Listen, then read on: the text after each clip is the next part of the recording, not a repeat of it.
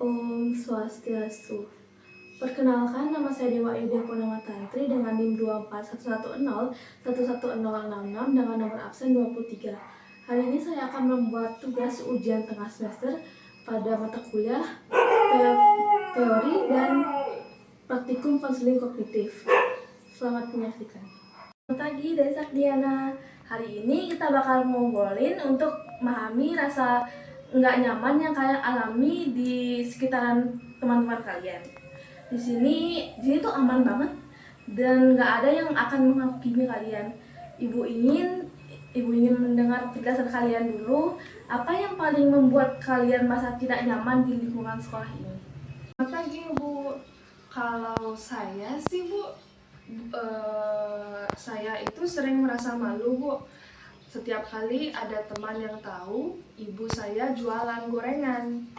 Nah, mereka itu pernah mengejek Ibu, dan sejak itu setiap ada yang melihat saya langsung kepikiran.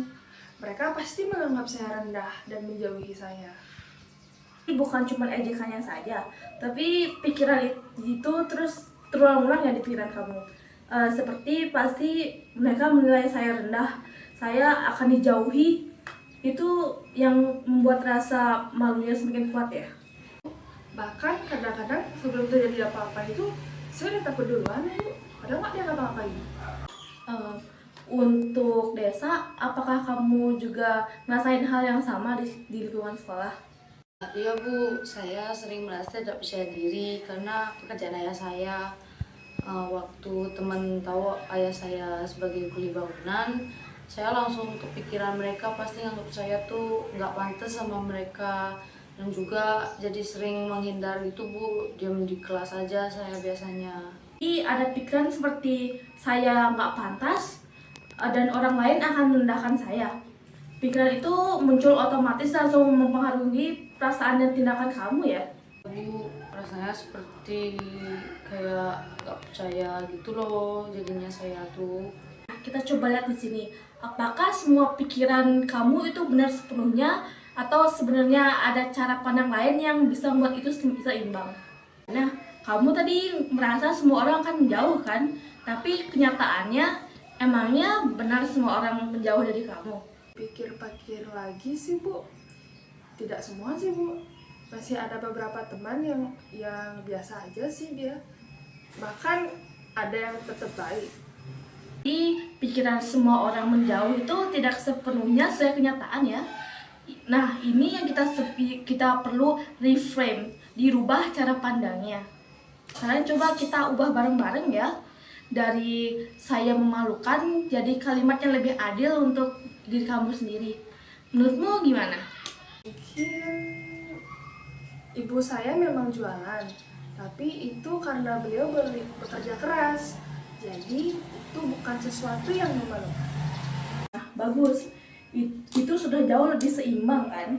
Saat kamu melihat semuanya seperti itu, apakah ada yang sedikit berubah dari perasaan kamu? Ringan sih Bu, dan tidak seberat sebelumnya. Desa, kita juga lakukan hal yang sama ya. Tadi kamu merasa tidak pantas. Kalau dilihat dari sisi lain, apakah kondisi ekonomi itu menentukan kamu pantas atau tidak? Enggak juga sih Bu, saya masih bisa sih belajar, masih bisa juga ikut pelajaran dengan baik.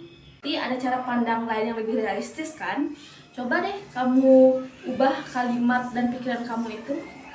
Untuk pantas di sekolah ini, walaupun kondisi saya itu sederhana, dan itu tidak mengurangi kemampuan saya untuk belajar di sekolah ini Bu. Gimana sekarang rasanya setelah kamu mengatakan semua itu?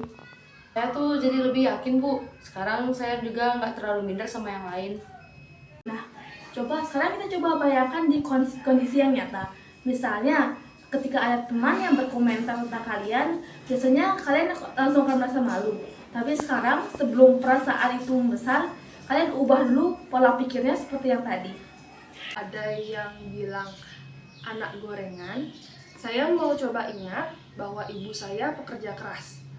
Dan itu bukan sesuatu yang memalukan.